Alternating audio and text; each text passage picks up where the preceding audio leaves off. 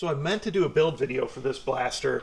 However, I just got into the process and I didn't end up doing one. So we'll just kind of talk about everything I did in this video. And then of course we'll do a demo video too. This is the ZHENDUOTOYS MP5 V2 gel ball blaster. So I showed you it before when it was stock, about 215 FPS, which is pretty good, I thought. And it's just overall a nice blaster. I like that it had the drum mag instead of the stick mags, because the stick mags that come with these are pretty low capacity. So I was planning on doing something down the road, but I really wasn't quite sure what. And then a friend of mine from Australia let me know that this had a Gen 8 gearbox in it, because I hadn't opened it or anything yet. And I thought, oh, cool, Gen 8 gearbox. I got a lot of those lying around. I know how to work on those. I got a lot of ways of upgrading those that are relatively easy. So I thought, let me upgrade the performance on this and let me put a cool kit on it, right? So I always intended to do the cool kit, but I wasn't sure about upgrades till you open it up and you see what's going on. So I put an M95 spring in here, and then I put a metal barrel, and I went with a little longer barrel because of the way this kit is. So I think we should see much better performance out of it. And actually I shot it a little bit and I am getting much better performance out of it, but you guys are gonna have to check back for the demo FPS video to see exactly where I ended up. All right, that's my little enticement to keep you guys coming back, right? Let's talk a little bit about the kit that I put on here, the different pieces and parts. This part obviously allows you to modify it so that it can take a buffer tube. This was one of those nice pieces that actually fit on without modification. Occasionally the airsoft guns that these are based on have the same dimensions. So that was really nice. I mean, there was just some sanding. It fit very tight, don't get me wrong, but it did fit. And then we got a buffer tube here. That way the battery can be much easier to access, right? Instead of taking off that whole thing, you just have your battery back here, which works out really nice. I think that's a much better design. And then of course you can go with different types of stocks if you choose to. I just went ahead with this because this was something I had around, and I did think that it looked like a good option here for this blaster.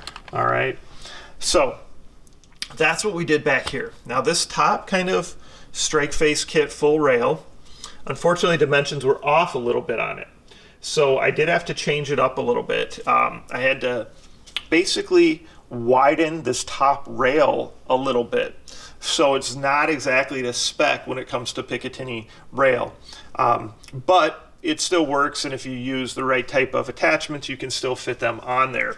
But that's what I had to do there, so that had to be all sized a little bit differently. Now I planned on doing a different handguard, but most of the handguards, the only benefit you were getting was a whole new rail, was a rail.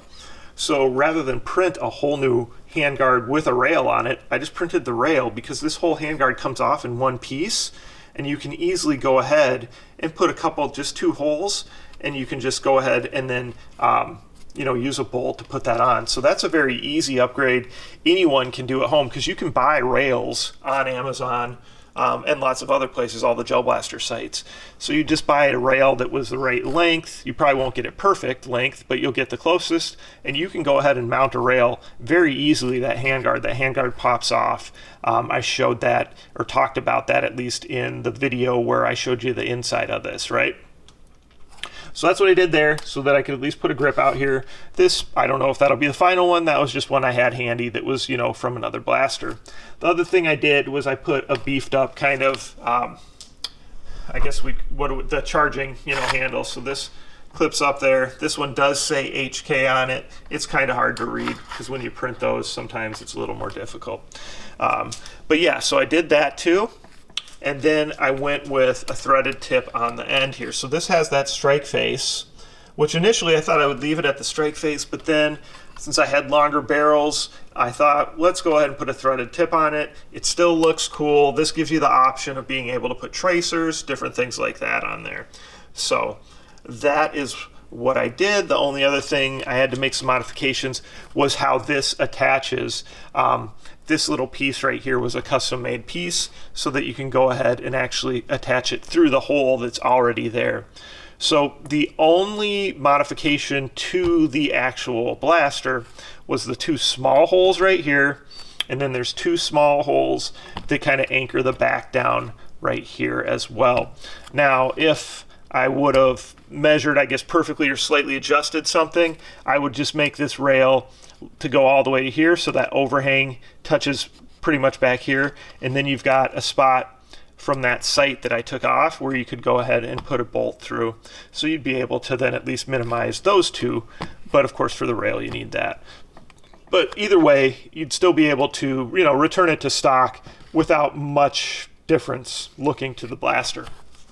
So excited to show you this. It's really cool how much better it performs. That was awesome to find out that it had a Gen 8 gearbox. Oh, the last thing I did is this mag release. So I added this mag release that just is kind of a ambidextrous style mag release on both sides. So there's a look at that side. All right.